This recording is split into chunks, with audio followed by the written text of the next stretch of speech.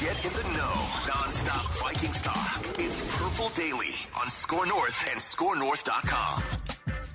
Yes. Welcome in to Daily Vikings Entertainment. Purple Daily. We just want the Vikings to win a Super Bowl before we die. Phil Mackey, Judd Zulgad, our executive producer, Declan Goff. Dex, I don't have my usual soundbar here on the road for the Barrett Sports Media Summit in Los Angeles, California, on the beautiful USC campus. Never been to USC? You guys ever been to the USC campus? I have not. I've actually never been to LA. I've been to California. I've been to San Diego. I've been to San Fran. Yeah. Like twice, and I've never been to LA. You never been to Los Angeles? Yeah, a lot of traffic out here. Enjoy. Yeah, be a little bit cautious though. There's parts of that campus that are less than desirable. Are there? Okay. Yeah. I'm just kind of holed up in my. The Clippers used to play across the street, here. and there was always some stories about that. Okay. Well, I'm pretty tough though. I think I've watched so all the Rocky movies, so I feel like I can. Can you see the Coliseum? I can. Yeah. Maybe a lot of history in that building. The Dodgers played there. First couple of years. Played in the Coliseum? Yep. They erected a fence. Left field was so close that they erected some type of netting so that the ball would hit it and bounce back in because it was so close to the to home plate. Look at Sports Dad, just bringing the before knowledge Dodger here. Stadium when Chavez Ravine was being built, the Coliseum was home for the Dodgers for a few years. Look at that. The more you know. You come here for the reckless Viking speculation. You come here for your mock draft updates, and Sports Dad hits you with some sports knowledge. Someday you're gonna be at pub trivia, and someone's gonna ask that question, and you're gonna thank the Sports Dad for dropping this nugget of knowledge at the beginning of this Purple Daily episode. You guys are gonna do a little reckless draft speculation with Thor Nystrom later on this Tuesday. The show is presented by our friends at TCL, which is one of the world's best-selling consumer electronics brands. They have a new lineup of award-winning TVs delivering the most entertainment with stunning resolution, all at an affordable cost. Enjoy more of the things you love with TCL and learn more at TCL.com. What I was saying is I don't have my usual sound bar, so we might have to go a cappella on the I Wanna Mock. We have a couple doozies. Did these both come out this morning? I think so. We have... on the Mount Rushmore of mockers. And by the way, we do hear you guys. Our guy Randy in Cottage Grove, Randy Vikes 69, I'm told he's putting the finishing touches on his 1.0 mock. He doesn't like to do the 1.0 in December. He likes to absorb all the combine and everything.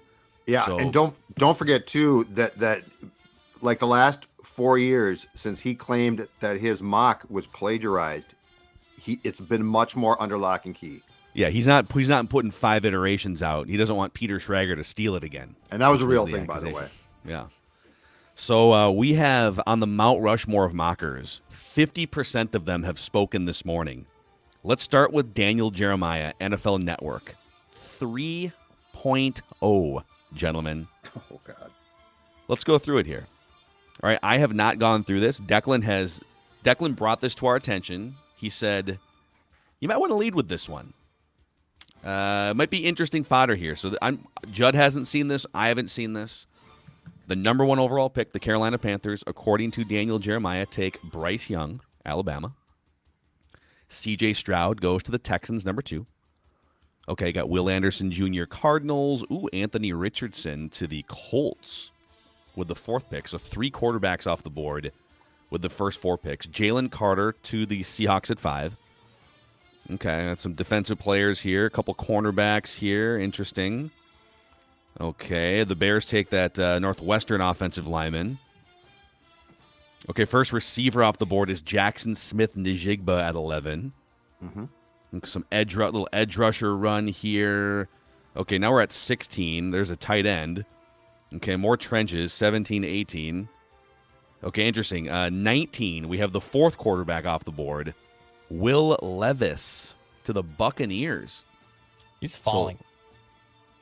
Is he going to fall that far? Was I don't know, but I keep the interviews? All week. I've been doing some mock draft looks myself, and it just seems like he's now in the teens, the late teens, after being what was a consensual top 10 pick. I feel like in the early mockosphere. If he falls that far, I think the Vikings might try and go get him at that point, but I don't see that happening. Or let's keep going here because I just scrolled down. You ruined it for yourself. Oh. Well, they put like 4 I'm picks here. on the screen here, so I just still looked at gonna be the screen. surprised. Okay. Give it Number 20, there's a little run on wide receivers here. Jordan Addison to the Seahawks at 20. Zay Flowers to the Chargers at 21. Joey Porter Jr. to the Ravens at 22. And that puts the Vikings on the clock. With the 23rd pick in the 2023 NFL Draft, according to one of the top mockers in the industry, the very plugged-in Daniel Jeremiah, the Minnesota Vikings select from the University of Tennessee quarterback Hendon Hooker. Oh. Oh, wow. What? Wow. In the first round. Here's the write-up. The Vikings have been doing their homework on this quarterback class. Hooker is well-liked around the league, and he could sit for a year behind Kirk Cousins before taking over and ushering in a new era for Kevin O'Connell. Isn't he 25 years old already? He's old. Yes. He's older. Yeah. He's 25, right? Yeah. He's 25. He's also rehabbing an injury, right? So he's ACL. Yep, so he's going to be, and he's not the most mobile guy even before the ACL injury. Pretty big guy. But so this is a guy that's been sort of second, third round, right, because of the age. There's also, so that offensive system, it's a great scheme. It's a spread them out 4-5 wide, and it's just, if you watch and Chipper can attest to this, go Vols.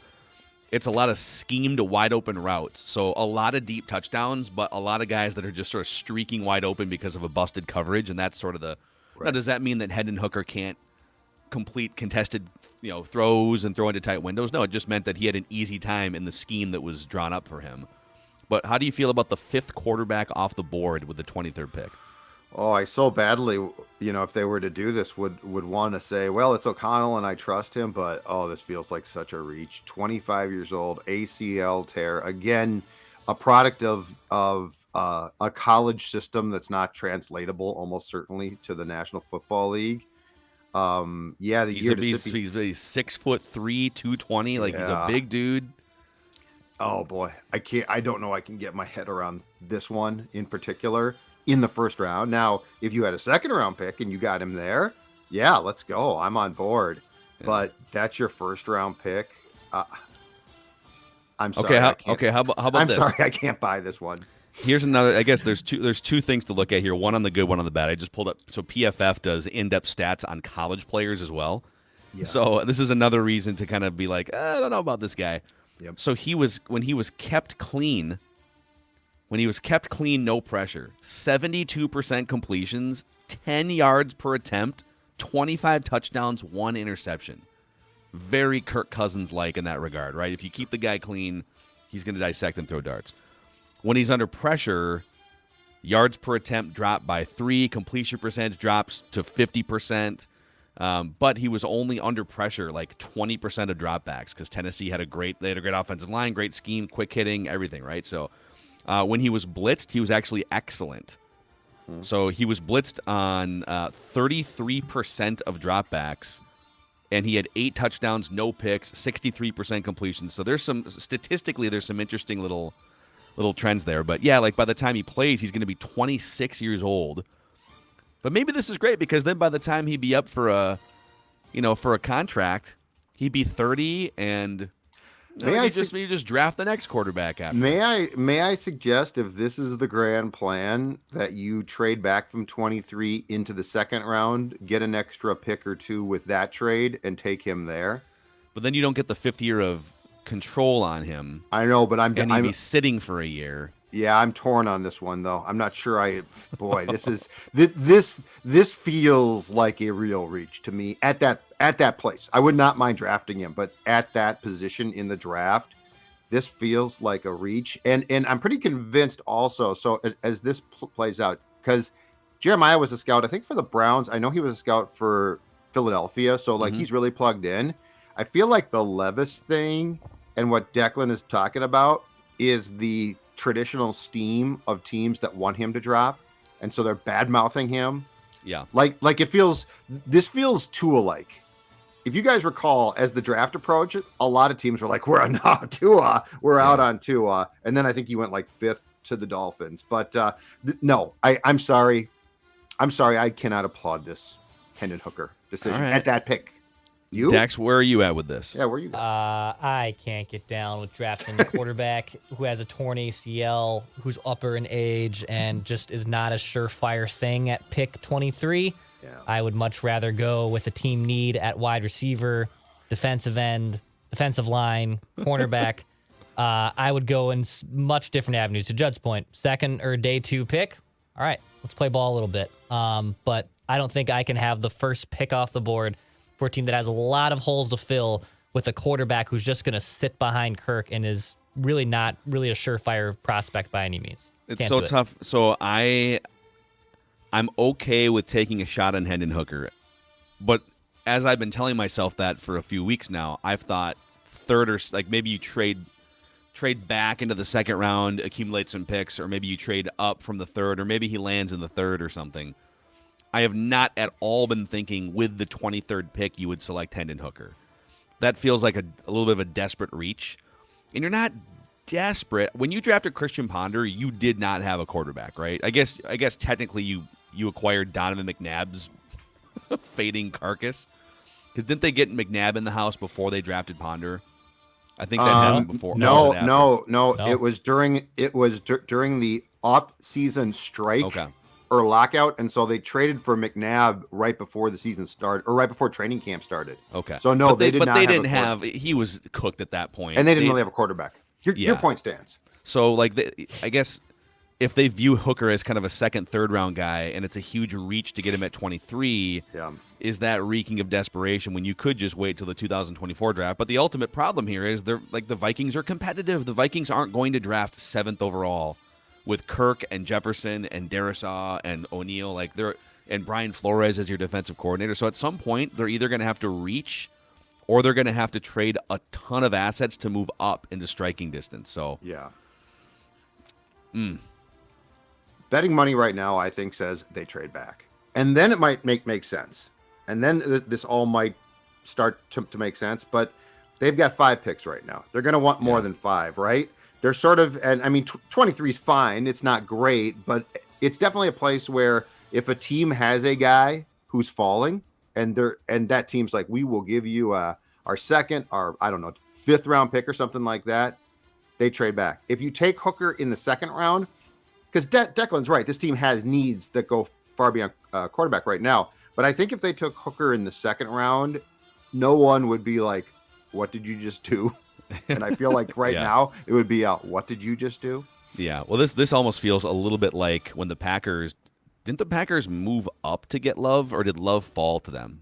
They may have moved up. I think they moved up because they wanted Justin Jefferson, and then the Vikings took him. That's what Aaron Rodgers was on the record that he wanted Justin Jefferson, and then I believe they moved up afterwards to get Jordan Love, which was just bizarre. So that Packers team was coming off a 13-win season. That felt like more of a true 13-win season. I think they went to the NFC Championship game, and we're gonna try and keep pushing this thing forward. We got our veteran, in that case, MVP quarterback, and they wind up kind of reaching in the 1st round for a guy that was more of a 2nd, 3rd round consensus, in terms of the mock drafts. But I guess at the end of the day, if Kevin O'Connell feels very, very strongly about a quarterback prospect, to this point, I trust Kevin O'Connell. So I would just say my own thought is I don't think I'm taking Hendon Hooker at 23, but if Kevin O'Connell were to bang his, fist on the desk and say, no, this is my guy, let's sit him for a year behind Kirk, then he can get to know Justin Jefferson. But Daniel Jeremiah isn't the only Mount Rushmore of mockers who spoke this morning. Oh. This Mel Kiper mock presented by our friends at Federated Mutual Insurance Company. Federated's been around for over 100 years, like a great offensive line for your business, and they've been supporting us here too as we've been building Score North and Purple Daily, and we thank them for that. Just find out the difference between Federated and some of the other insurance companies out there by just calling and talking to your marketing rep, by going to their website and finding out about their history, federatedinsurance.com, where it's our business to protect yours. And a shout out to our friends at Dennis Kirk. Been a long winter. Looks like the temps are going to be sneaking into the 40s, mid-40s, maybe a 50 here and there. So we're getting closer to outdoors and riding season. Whatever you ride, a Harley, Indian, Metra Cruiser, Sport Bike, you'll find what you need at DennisKirk.com so you can ride more and wait less. Over 180,000 parts and accessories in stock, clothing and helmets as well. Shipping is free for orders over $89. If you order by 8 p.m., they ship the same day. DennisKirk.com. All right. Mel Kiper, the Godfather. Here's what he has. Panthers taking C.J. Stroud, number 1. Texans taking Bryce Young. So he's got those guys flip-flop from Daniel Jeremiah. He's got the Colts moving up, trading with the Cardinals and taking Will Levis. Then Will Anderson Jr. goes to the Cardinals. Anthony Richardson falls to 5, and the Seahawks snag him. 4 quarterbacks in the first 5 picks. That would be a very, very fortuitous bounce for the Seahawks to get that. How about, speaking of fortuitous bounces, Jalen Carter falling to the Lions at 6. Yeah, I could see that now. Pro Day was terrible. We got a little cornerback run here. Christian Gonzalez, Devin Witherspoon.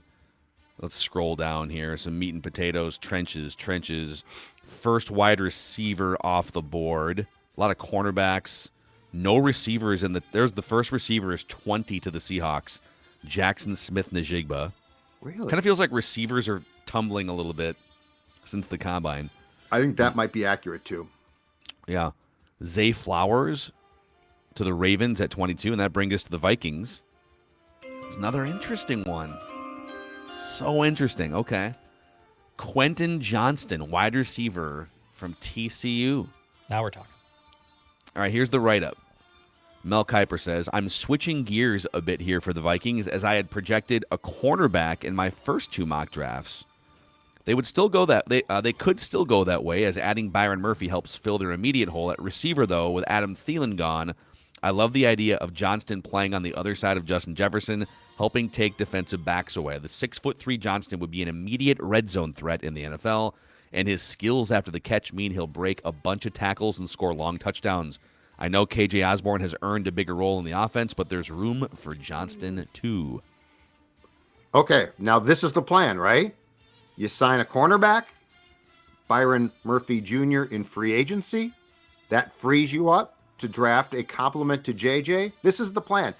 Personally, I think that they trade back. But anyway, if this were to take place, and I'm going to assume that the scouting on Johnston is accurate and good.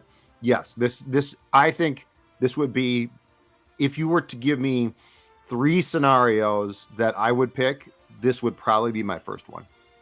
I like that. Yeah. Right? Because now you can stretch the field. Yep, I think so. I think sometimes it's so hard with receivers sometimes because on paper, a lot of, like, usually the top 4 or 5 receivers look like can't miss, right? They're 1,000-yard guys in college, 6'3" frame, run a nice 40.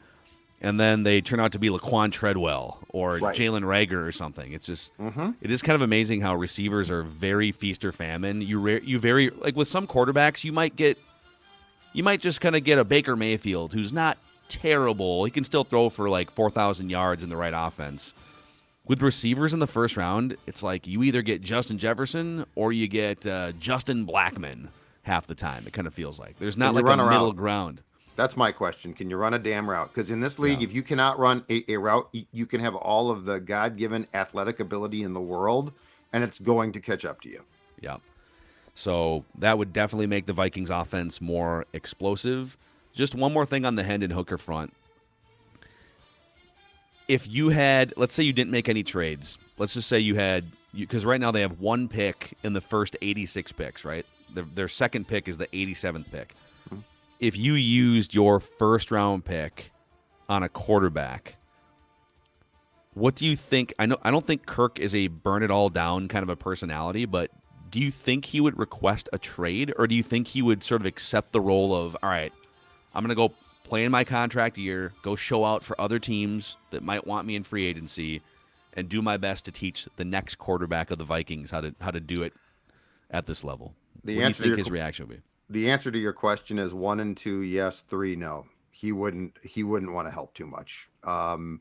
He wouldn't like it, but he would not, like, he's going into the last year of his contract. Now, if he got wind post-draft that the Vikings were sniffing around and perhaps putting together an offer sheet to Lamar Jackson, I'll change my response and say he probably requested trade. Yeah. But I don't think drafting a quarterback in the first round, it's definitely a Kirk, you're gone move, but it's not a you're about to be replaced move. So no, I think he would swallow hard. He wouldn't be pleased, but he would go out and play and probably play fine.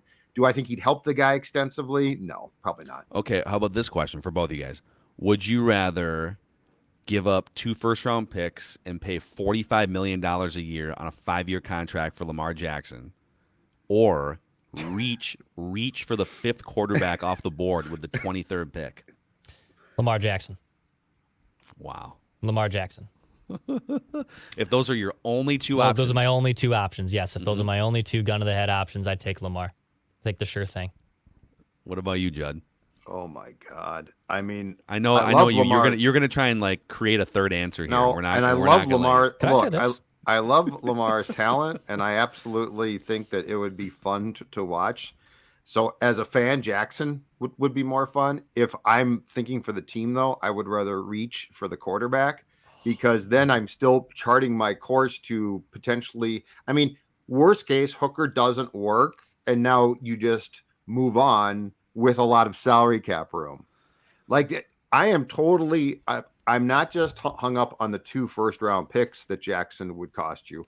I'm hung up on his damn near, if not fully guaranteed contract. So it's not that I like Hooker a lot and I don't like the idea, but I would take Dorr too, because I just don't want to get back into the dance of a multi-year contract, and now I got no damn salary cap space. Yeah. Oh man, because it's like.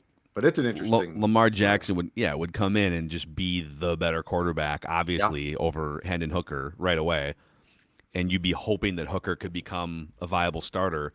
But if you're paying $45 million to Jackson, you don't have first-round picks in the next couple of years. You're paying 35 to Justin Jefferson. You're paying, what was the Tunsil contract? You're paying in 2 years. You're paying $25 million for. Maybe close to $30 million for one of the best left tackles in the league.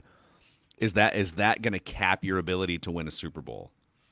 Are you just going to be a really good 10 or 11 win team that has a thin, weak roster behind your superstar players, or would you rather have a monster roster and a young quarterback for 5 years? I think I lean toward Judd. That the best thing for the team would be just take a shot, cross your fingers, flip that coin, and hope that you can develop him. If Hendon Hooker was like 23 instead of 25, I would feel even better about it. But the fact that dude, Alex Madison just turned 25. He's been on the Vikings for 4 years. Yeah, it feels like he's been here 15 years. No. In the Daniel Jeremiah mock, I think that there is and I don't expect. I mean, he's clearly putting out a fun mock. I think he's trying to sort of tweak things on purpose, which I do appreciate. But I think if you were to see that mock start to unfold, I think there's a far better chance that the Vikings try and go up and get Levis in the teens than they take Hendon Hooker at 23.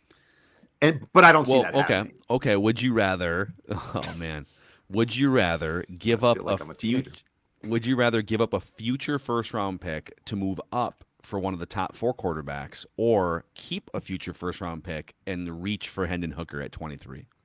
I'd rather give up one and go up. Really? A future first? Yes. I'm not that confident in the difference between like Levis and Hooker. Oh man, that's so tough. Because a future first, so if let's say Hooker was just turned out to be better than Levis, and I get to go draft a defensive tackle in the first round next year, my team's better, right? You better be damn sure about the other 4 quarterbacks if you're going to give up a future first-round pick. Both of them. Like, if you take Hooker at 23, same thing applies. Yeah, you better be damn sure you're right. But that's less of a risk than giving up a future assets to move up 15 picks or whatever it is. That's a fun scenario, man. You know who's pumped right now? Not because of anything Vikings related, but Adam Thielen was on the Pat McAfee show. So Adam Thielen apparently texted McAfee and said, "Hey, you want a scoop? I'm signing with the Carolina Panthers." And then he made an appearance on the Pat McAfee show. And let's just say he is fired up to be a Carolina Panther. I sat down with Coach. I sat down with the GM. I sat down with all the coaching staff, and I felt like Carolina was the place to do that. I feel like there is a real chance to win a Super Bowl. and that gets me so excited. I think the staff of how excited they were that I was there, and what I could bring to that offense, to that team, to help them win football games was exciting. And then all the pieces are adding. I mean, when they added Andy Dalton, that was a huge part to me going there. Just knowing that a veteran guy's played a lot of ball, can really groom and help lead. Your thoughts on the Carolina Panthers being a place where Thielen can win a Super Bowl and being excited and having Andy Dalton as a huge reason why he's on there? Talk about trying to control the message and it not being believable. First of all, the Carolina Panthers. They're going to be like a sneaky tough beat. I think. I think you called them scrappy. That division's bad, so yeah, they got a chance. I think you called them scrappy. Yeah, they've got a chance to make the playoffs. Do I think that they've got a chance to win a Super Bowl at their current development rate with a first overall potentially, unless they trade out of the first overall quarterback? Yeah, I think they can be scrappy. But Adam is desperate to control the message. And so he is going to, again, he just wants the ball more. Just get on there and say, you know what? I'm not really going to chase a ring. Phil's right. He either tried to chase a ring and KC said, hey, dude, we're good. Have you seen our receivers? And they're really quick. Or Rodgers is taking too long or something. Yeah. And they already have Lazard Dude, it's fine. You want to go to a place where you feel you're going to play a ton and get the ball a ton. Just say that. I'm okay with that. I think his priorities were, number one, if someone's going to give me $10 million in 2023 to play football, that's my first priority. Number two, I'd like 120 targets to show that I'm still the guy. And then number 3, 4, 5 are all the things he talked about. It's like he started at like number 3 on the list in that McAfee interview. I'm not going to dump on the guy too much because ultimately the Vikings didn't want him either, but I think the Vikings wanted him at a certain price point, and he said, no, I'm worth more than that, and that's kind of where the conversation hit a crossroads. I trust that Kevin O'Connell has a much better idea of what Thielen is worth right now, both financially and as a player, than Thielen does. Yep. I don't wish any ill will upon him. He's one of the best Vikings of the last 15, 20 years. Not sure that the Carolina Panthers are winning a Super Bowl in the next couple of years. And I'm not sure Andy Dalton would be something to get super pumped about, but he's going to groom the new quarterback. Yeah. The Vikings, we're going to wrap this episode here cuz you guys got to get to Thor and a Doogie scoop session on Mackie and Judd, but the Vikings' current wide receivers right now on the roster, like guys with not practice squad guys, but guys with actual experience, are Justin Jefferson, KJ Osborne, Jalen Reagor, and Jalen Naylor, who's interesting. Jalen Naylor getting a few extra touches would be interesting, targets. Doogie tweeted, and you guys can dive deeper on this with him today on Mackie and Judd, but he tweeted the Vikings are having casual dialogue with Mecole Hardman. So Mecole is near the top of the list of free agent options.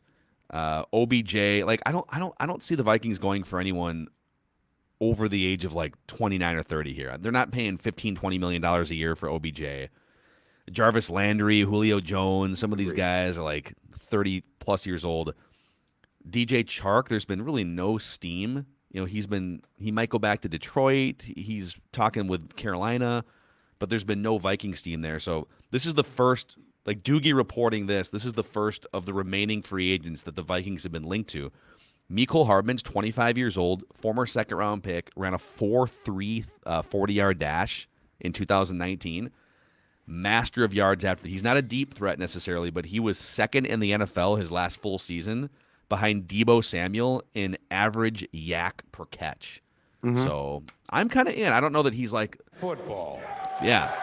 The prototypical perfect complement to Justin Jefferson, but he could definitely make this offense faster, more explosive, and add a different dynamic. So color me intrigued. It's interesting that Ben Gessling, Star Tribune, reporting today also that the Vikings put more void years in Byron Murphy's contract, Josh Oliver's contract. So they're definitely trying to clear more space for something, which they should. Yeah. But it's intriguing that those two reports dovetail together. Yes. Yes, and anytime we can use the word dovetail. They dovetail together. So you guys can pry more out of Doogie on the scoop session on Mackey and Judd. But yeah, let us know in the YouTube comment section, what are your thoughts on Adam Thielen's comments about being a Carolina Panther? I also have at some point a pecking order for you guys, the weirdest Vikings in other jerseys list, inspired by Adam Thielen at some point wearing a Panthers jersey. Yeah. So I've got that for you at some point. Maybe we can do it like tomorrow or next week. But Love it. so yeah, all right, that's a wrap on this episode of Purple Daily Vikings Entertainment. Thanks for making this one of the most listened to and watched football podcasts in the United States of America. You guys will see the audience with Thor later today. I'll see you on Write That Down tomorrow.